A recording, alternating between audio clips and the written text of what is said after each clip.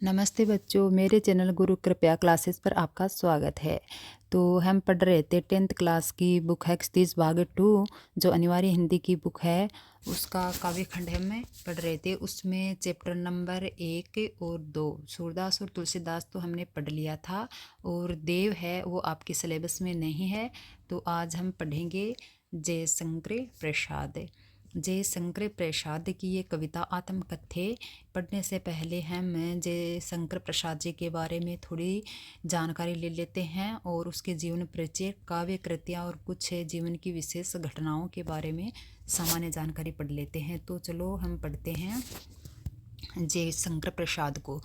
प्रसाद जी का जन्म है 1889 में वाराणसी में हुआ। काशी के प्रसिद्ध क्वींस कॉलेज में पढ़ने गए, परंतु परिस्थितियां अनुकूल न होने के कारण 8वीं से आगे नहीं पढ़ पाए। बाद में वे घर पर ही संस्कृत, हिंदी और फारसी इन भाषाओं का अध्ययन किया।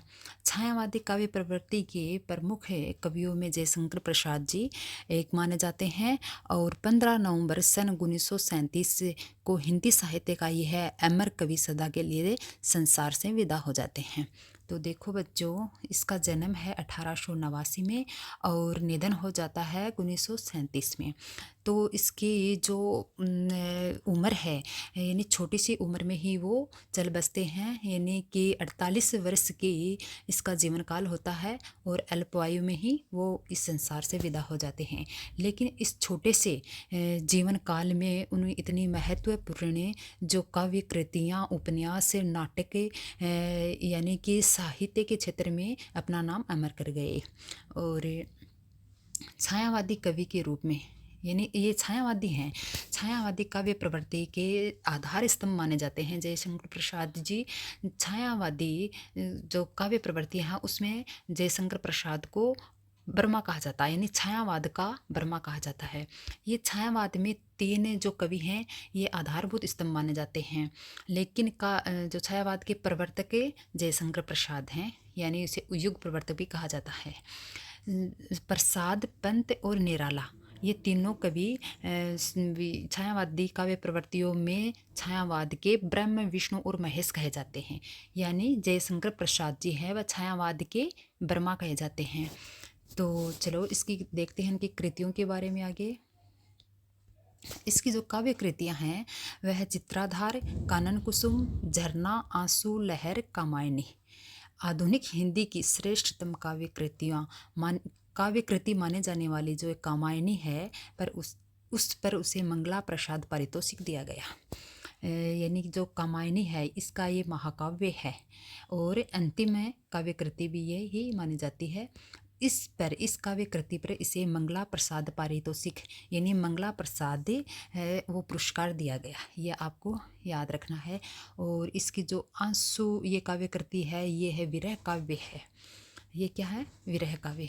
वे कवि के साथ साथ एक सफल गद्यकार भी थे, यानी कि उसने ये काव्य कृतियों के साथ साथ नाटक, उपन्यास एवं कहानी विधा में भी उन्होंने अपना कौशल दिखाया, क्योंकि साहित्य में इन्होंने महत्वपूर्ण नाटक, उपन्यास, कहानी, निबंध ये आदि उसके अमूल्य निधि मानी जाती हैं। प्रसाद जी है वो बहुमुखी प्रतिभा के धनी थे। वो एक साहित्य के क्षेत्र में कवि और नाटककार, ये कवि और नाटककार के रूप में उसकी ख्याति एक विशेष रूप से आपको देखने को मिलती है, और छायावादियों में वह अग्रगण्य थे ही। तो आगे देखते हैं उसकी जो ये कृतियाँ हैं, नाटक हैं ये अजातशत्रु, चंद्रगुप्त, स्कंदगुप्त और ध्रुव स्वामिनी, ये नाटक इसके ऐतिहासिक नाटक हैं, यानी इतिहास से इनके पात्रों को उठाया गया है। जैसा कि आपने सुना है इतिहास में, जो हिस्ट्री में आप पढ़ते हैं, चंद्रगुप्त नाम का राजा हुआ करता था, स्कंदगुप्त का, और अजातशत्रु, ये आपको नाम सुने हुए से लगते होंगे। तो ये जो ऐतिहासिक नाटक हैं, इतिहास से इनके पात्रों को उठाया गया है। और आगे देखो, कंकाल, तितली और इरावती नामक उपन्यास इसके महत्वपूर्ण हैं, और ये इरावती जो उपन्यास है वो अधूरा है, पूरा नहीं कर पाए इसको। और ये याद रखना आपको, आकाशदीप, आंधी और इंद्रजाल इसके कहानी संग्रह है, इसमें छोटी छोटी कहानियाँ हैं। तो आगे देखो, प्रसाद जी का साहित्य है वह जीवन की कोमलता, माधुर्य, शक्ति और ओज का साहित्य माना जाता है। छायावादी कविता की अति से काल्पनिकता, सौंदर्य का सूक्ष्म चित्रण, प्रकृति प्रेम, देश प्रेम और शैली की लाक्षणिकता उसकी कविता की प्रमुख विशेषताएं हैं। यानी कि उसकी कविता की वही विशेषताएं हैं जो छायावादी जो काव्य हैं, प्रवृत्तियां होती हैं, उसकी विशेषताएं होती है। जैसे छायावादी कविता में इसकी ये विशेषताएं मिलती हैं। और इतिहास और दर्शन में उसकी रुचि है वो गहरी थी, और साहित्य में ये रुचि है उसकी स्पष्ट होती है। यानी कि जो छायावादी काव्य है वो एक स्वानुभूति की प्रधानता रखता था। उसमें अपनी खुद की अनुभूतियों को पेश करने की प्रधानता इसमें रखी जाती थी। और इसकी कविता में जैसे प्रेम, सौंदर्य, प्रकृति का सूक्ष्म से सूक्ष्म चित्रण वो किया करते थे। और उन्होंने अपने भावों को व्यक्त करने की जो शैली है प्रसाद जी के कविता में, कि अपने भावों को व्यक्त करने की शैली, ये अभिव्यक्ति की जो पद्धति है वो नवीनता लिए हुई है, नवीन तरीके से वो पेश करते हैं। इस प्रकार प्रसाद जी वो हिंदी को एक नई दिशा प्रदान करते हैं, और उसकी भाषा है वो बहुत ही सरल, सहज और छोटे छोटे वाक्यों में है, लेकिन उसमें भाव है वह गंभीरता लिए है, गंभीर भाव वो प्रकट करता है। और जो आगे देखते हैं हम, उसकी जो कविता है वो पढ़ते हैं। कविता के बारे में यहाँ पर थोड़ा परिचय दिया गया है कि ये कविता किस प्रकार प्रकट होती है, किस प्रकार वो लिखते हैं, क्यों लिखते हैं।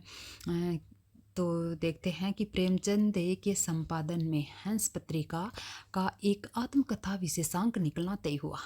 प्रसाद जी के मित्रों ने आग्रह किया कि वे भी आत्मकथा लिखें। प्रसाद जी ने इससे सहमत न थे, और असहमति के तरकमे में पैदा हुई कविता आत्मकथ्य है। तो देखो बच्चों, जो ये हंस नामक पत्रिका है वो प्रेमचंद जी की है।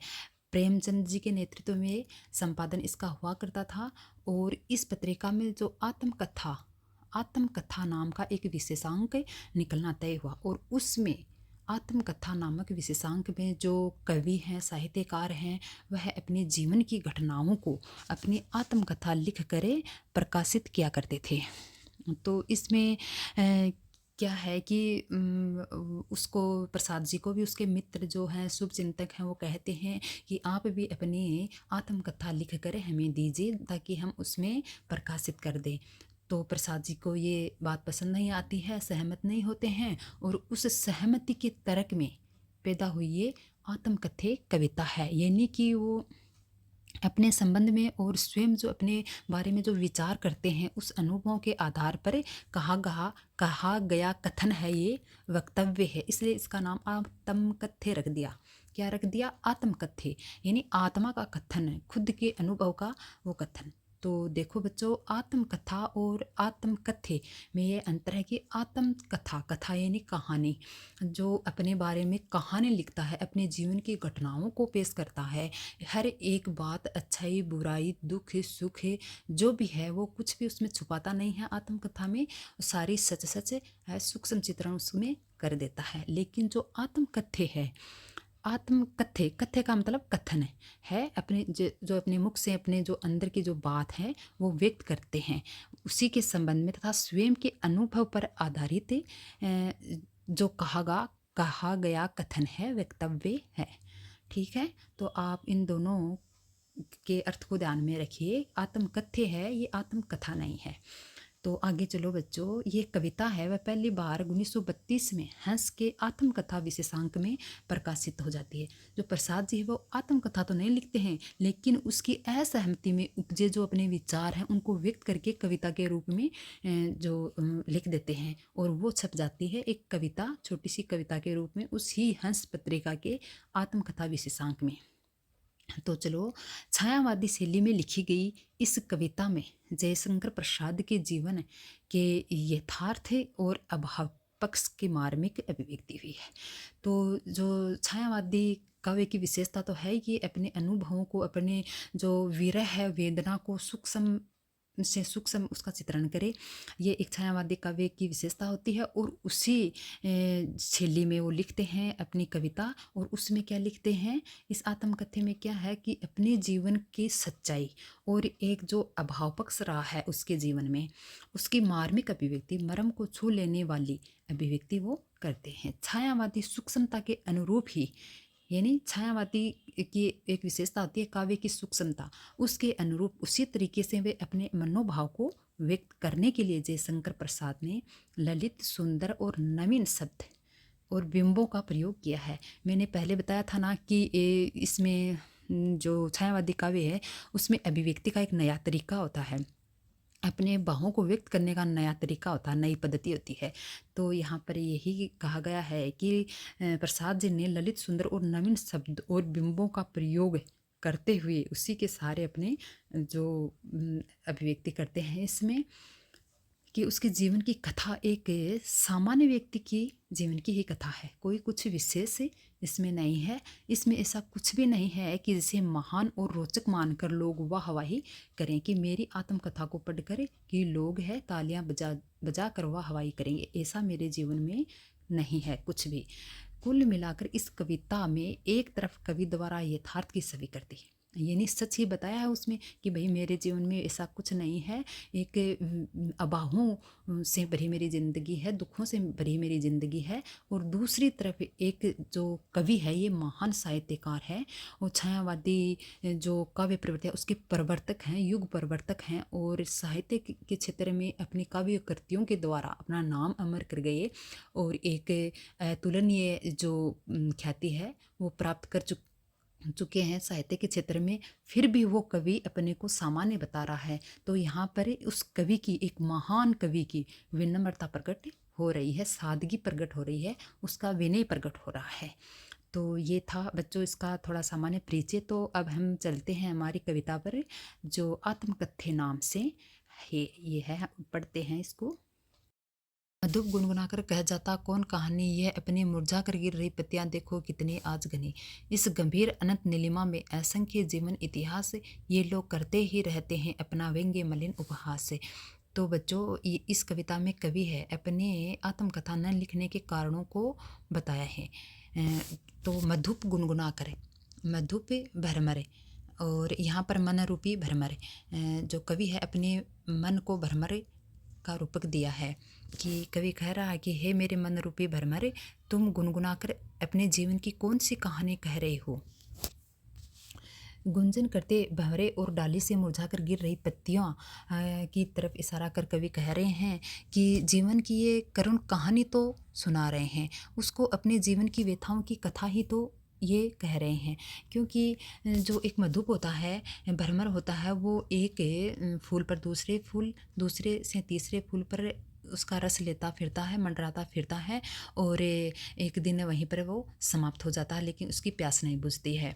और मुरझा कर गिर रही पत्तियाँ, यानी कि एक जो पत्ती होती है शुरू में कोंपल का रूप है, फिर एक सुंदर से पत्ते का रूप लेती है, और फिर एक हष्ट पुष्ट हरा भरा एक पत्ता होता है, और फिर धीरे धीरे वो पत्ता पीला पड़कर एक दिन कटा फटा होकर के मुरझा कर नीचे गिर जाता है और राख हो जाता है। उसी प्रकार एक मानव जीवन है जो शुरू में अपनी माता के गर्भावस्था में पलता है, फिर एक शेषवावस्था में, और बाल्यावस्था में, किशोरावस्था में, और वृद्धावस्था में, और फिर धीरे धीरे वो अपनी जीवन लीला समाप्त करता है।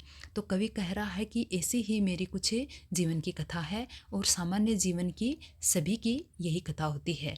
तो कवि यहाँ पर यही समझाना चाह रहा है कि इस गंभीर अनंत नीलिमा में असंख्य जीवन इतिहास है, ये लोग करते ही रहते हैं अपना व्यंग्य मलिन उपहास। तो कवि कह रहे हैं कि इसे जो अनंत नीले आसमान के नीचे जीवन के जो अनेक असंख्य जीवन इतिहास लिखे जा रहे हैं, आत्मकथाएं लिखी जा रही हैं, इन्हें लिखने वालों ने अपने आप को व्यंग्य तथा उपहास का पात्र ही माना है। व्यंग्य मलिन यानी व्यंग्य से दूषित या पूर्ण निंदाओं से युक्त जीवन की कथा लिख करे उन्हें अपने आप को उपहास का पात्र माना है। तो आगे क्या कह रहा है कवि, तब भी कहते हो कह डालूं दुर्बलता अपनी बीती, तुम सुनकर सुख पाओगे देखोगे ये गागर देती। तो कवि है अपने मित्रों से पूछता है कि हे मित्रों, इतना सब कुछ जानते हुए भी आप चाहते हो कि मैं अपनी दुर्बलताओं से युक्त इस आत्मकथा को लिख दूं, और इसे खाली गगरी जैसे महत्वहीन जीवन की आत्मकथा को पढ़कर आपको क्या सुख मिलेगा। तो उन्होंने अपने जो जीवन है रूपी जो खाली गगरी इसलिए बता रहे हैं कि उसके जीवन में जो दुखी के पल हैं वो बहुत हैं। यानी कि उनके शुरू में तो उसके माता पिता ख़त्म हो जाते हैं जन्म लेते ही, फिर उसका बड़ा भाई ख़त्म हो जाता है और फिर उसकी पत्नी ख़त्म हो जाती है। तो इस प्रकार वह दुखों से भरी गगरी को सुखों से रहित मानते हैं, सुखों से रीती हुई मानते हैं, खाली मानते हैं। तो आगे पढ़ो, क्या है, किंतु कहीं ऐसा न हो कि तुम ही खाली करने वाले, अपने को समझो मेरा रस ले अपने भरने वाले। तो कवि कह रहे हैं अगर मित्रों मैं अपनी आत्मकथा लिख भी दूँ तो उसमें सब कुछ सच बताना पड़ता है, क्योंकि ये आत्मकथा में सब कुछ जो यथार्थ है वही लिखना पड़ता है। और मेरे जीवन में जो दुख के पल हैं और मेरे को जिन्होंने धोखा दिया है उसके कारण मेरे जीवन में जो कष्ट पहुंचा वो भी मुझे उजागर करना पड़ेगा। अगर उसमें कहीं न कहीं अगर आप आ गए, यानी कि किसी पल, जीवन के किसी पल में, हो सकता है आज मेरे तुम दोस्त हो लेकिन किसी दिन आपने मेरे साथ बुरा किया है, तो वो भी मेरे को वर्णित करना पड़ेगा और वो पढ़ कर आप कहीं दुखी न हो जाओ। तो यहाँ पर कह रहे हैं कवि कि हे मित्रों, कहीं ऐसा ना हो कि मेरे इस रस सुनने यानी खाली गागर जैसे जीवन के बारे में पढ़कर तुम स्वयं को ही अपराधी समझने लगो, तुम्हें ऐसा लगे कि तुमने ही मेरे जीवन के रस चुराकर अपनी सुख की गगरी को भरा है। तो आगे देखो, ये विडंबना अरे सरलते तेरी हंसी उड़ाऊं मैं, भूले अपनी प्रवंचना औरों की दिखलाऊं मैं। तो कवि कह रहा है कि मैं ये अगर मैं अपनी आत्मकथा लिख दूं तो मैं मेरे सरल स्वभाव की हंसी ही उड़ाऊंगा, मैं अपने आप की हंसी उड़ाऊंगा, मैं अपने सादगी की हंसी उड़ाऊंगा, कि भूले अपनी, यानी कि जो मेरे से जो गलती हुई है वो, या मेरी जो कमियां हैं वो, या दूसरों के द्वारा खाए हुए धोखे, प्रवंचना यानी धोखा देना, और औरों की यानी औरों के द्वारा खाए हुए धोखों को मैं नहीं उजागर करना चाहता। है कि क्या है कि कवि कह रहे हैं कि वह अपनी भूलों और ठगे जाने के विषय में बताकर अपनी सरलता की हंसी नहीं उड़ाना चाहता। तो आगे देखो, अरे खिलखिलाकर हंसते होने वाली उन बातों की उज्ज्वल गाथा कैसे गाऊं मधुर चांदनी रातों की, अरे खिलखिलाकर हंसते होने वाली उन बातों की। तो देखो बच्चों, यहाँ पर उज्ज्वल गाथा का तात्पर्य कवि उन पलों से लिया है जो उनके जीवन के सुखद पल हैं, या उनकी अपनी प्रेमिका के साथ बिताए हुए उन स्वर्णिम पलों को यहाँ पर उज्ज्वल गाथा कहा है।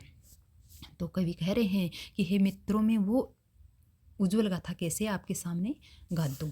तो कह रहा है कि मैं अपने प्रिय के साथ बिताए जीवन के जो मधुर क्षण की कहानी किस बल पर बताऊँ, वे खिलखिलाकर हंसते हुए की गई हमारी बातें वो मैं कैसे बता दूँ। और वो है भी एक असफल प्रेम कथा, क्योंकि वो पत्नी है जो उसे थोड़े दिन बाद में ही ख़त्म हो जाती है, तो वो उसे असफल प्रेम कथा बता रहे हैं, तो उसको भी मैं कैसे उजागर कर दूँ, उसमें भी कोई ख़ास बात नहीं है। और उन भूली हुई मधुर स्मृतियों को जगाकर मैं अपने मन को व्यथित नहीं करना चाहता। तो इस प्रकार वह अपने मन की व्यथा को कवि यहाँ पर सुना रहे हैं और कह रहे हैं कि इसे मेरे जीवन में कोई आत्मकथा लिखने वाली कोई खास बातें नहीं है। आगे देखो, मिला कहाँ वह सुख जिसका मैं स्वप्न देख कर जाग गया, मिला कहाँ वह सुख जिसका मैं स्वप्न देख कर जाग गया, आलिंगन में आते आते मुस्कुरा के जो भाग गया। तो आलिंगन यानी बाहों में, गले लगाना, बाहों में लेना। और देखो बच्चों, यहाँ पर प्रेयसी का दूसरा भाव कवि ने अपने सुगत पलों से भी लिया है। जो सुख के पल हैं उनको, उनका यहाँ जो प्रेयसी का रूप दिया है, तो दोनों बाहों से आपको समझना है। तो कवि कह रहे हैं कि मिला कहाँ वह सुख जिसका मैं स्वप्न देखकर जाग गया, मैंने अपने जीवन में जो भी सुख के सपने देखे हैं वह कभी साकार नहीं हुए, सुख मेरी बाहों में आते आते मुझे तरसा कर भाग गए, मेरा अपने प्रिय को पाने का सपना है वो अधूरा रह गया। इस प्रकार कवि कह रहे हैं। और आगे देखो, जिसके अरुण कपोलों की मतवाली सुंदर छाया में अनुरागिनी उत्साह लेती थी निज सुहाग की मधुमाया में।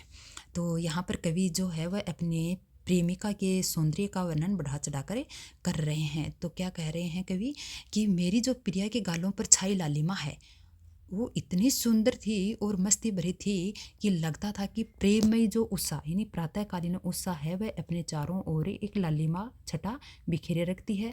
तो उसी का भावार्थ यहाँ पर ले रहे हैं कि जो प्रेममयी उत्साह है वो अपनी मांग में सौभाग्य सिंदूर भरने के लिए है लालिमा मेरी प्रेमिका से ही लिया करती थी। आगे देखो, उसकी स्मृति पाथे बनी थके पथिक की पंथा की, सीवन को उधेड़ कर देखोगे क्यों मेरी कंथा की। तो उसकी जो स्वर्णिम स्मृतियाँ हैं वो मेरे जीवन का सहारा बनी हुई हैं। और यहाँ देखो, पाथे पथिक और पंथा, पंथा यानी मार्ग, पथिक राहगीर, और पाथे जो राह में जो भोजन लेके चलते हैं उनको कहते हैं। तो यहाँ पर कवि अपने आप को पथिक मान रहा है, जीवन रूपी मार्ग का थका हुआ पथिक कवि अपने आप को मान रहा है, और अपनी जो प्रेमिका है उसकी पत्नी है उसकी जो स्मृतियाँ हैं उनको अपने जीवन का सहारा पाथे मान रहे हैं। तो कह रहे हैं अपने मित्रों से कि सीवन को उधेड़ कर देखोगे क्यों मेरी कंथा को, कंथा यानी गुदड़ी, अपनी यादों रूपी गुदड़ी को कवि कह रहा है कि मैं एक थके हुए यात्री के समान हूँ। प्रिय की स्मृतियाँ मेरी इस जीवन यात्रा में पथ में भोजन के समान है, और उसी के सहारे में जीवन बिताने का बल जुटा रहा हूँ। मैं नहीं चाहता, यानी कवि नहीं चाह रहा है, कवि कह रहा है कि मैं नहीं चाह रहा है कि मेरी इन यादों की गुदड़ी को उधेड़ करे मेरे व्यथित हृदय में झांको। हे मित्रों, आत्मकथा लिख कर मेरी वेदनामय स्मृतियों को मैं नहीं जगाना चाहता। तो आगे देखो, छोटे से जीवन की कैसे बड़ी कथाएं आज कहूँ क्या ये अच्छा नहीं है कि औरों की सुनता मैं मौन रहूं।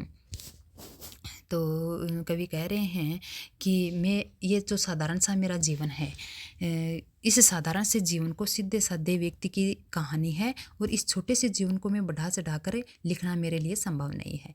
इस पाखंड के बजाय तो मैं मौन ही रहूं और दूसरों की जो यश गाथा है वो सुनता रहूं। मौन रहना यानी चुप रहना, शांत रहना। सुनकर क्या तुम भला करोगे मेरी भोली आत्मकथा, अभी समय भी नहीं है थकी सोई है मेरी मौन व्यथा। मौन यानी शांत। सुनकर वह अपने मित्रों से कह रहा है कि उससे जैसे बोले निष्कपट दुर्लभ हृदय सदा चले जाने वाले व्यक्ति की आत्मकथा सुनकर तुम क्या करोगे। उनको इसमें कोई उल्लेखनीय विशेषता भी नहीं मिलेगी, नहीं कोई प्रेरणा मिलेगी। इसके अतिरिक्त अगर आत्मकथा लिखने का उचित समय भी वो नहीं बता रहे हैं, क्योंकि वो निरंतर पीड़ित होने वाली व्यथाएं थककर अब उसकी शांत हो चुकी हैं, और वो नहीं चाहते हैं कि आत्मकथा लिखकर उस कटु और व्यथित करने वाली स्मृतियों को फिर से जगाए। इस प्रकार ये कविता पूरी होती है। और बच्चों, आपको मेरा जो ये वीडियो है कैसा लगा? अगर अच्छा लगा है, अगर आपको फ़ायदेमंद है तो लाइक ज़रूर करें और शेयर करें और सब्सक्राइब कर लें, ताकि मेरा नया वीडियो है वो आपके पास पहुँचे। तो हम कल पढ़ेंगे इनके अभ्यास के क्वेश्चन। धन्यवाद।